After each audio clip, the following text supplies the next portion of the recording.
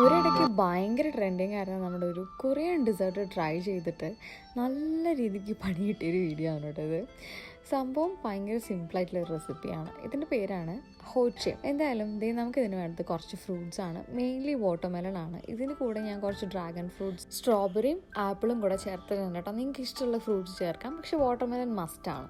എന്നിട്ട് ഇതിൻ്റെ കൂടെ നമുക്കിനി വേണ്ടത് കുറച്ച് ജെല്ലീസാണ്. റെഡിമെയ്ഡായിട്ട് ജെല്ലീസ് വാങ്ങിക്കാം. ഞാൻ വീട്ടിൽ തന്നെ മിൽക്ക് പുഡിങ് ഉണ്ടാക്കിയെടുത്തിട്ടുണ്ട്. പിന്നെ അല്ലാണ്ട് ജസ്റ്റ് ഒരു ഫ്രൂട്ട് ജെല്ലീസും കൂടെ ഉണ്ടാക്കിയെടുത്തിട്ടുണ്ട്. ഇത് ചൈന ഗ്രാസ് വെച്ചിട്ടാണ് കേട്ടോ ഉണ്ടാക്കിയെടുത്തുള്ളത്. പിന്നെ നമ്മുടെ മെയിൻ സാധനം എന്ന് പറയുന്നത് സ്ട്രോബെറി മിൽക്കാണ്. അതും ഞാൻ വീട്ടിൽ തന്നെയാണ് പ്രിപ്പയർ ചെയ്തിട്ടുള്ളത്.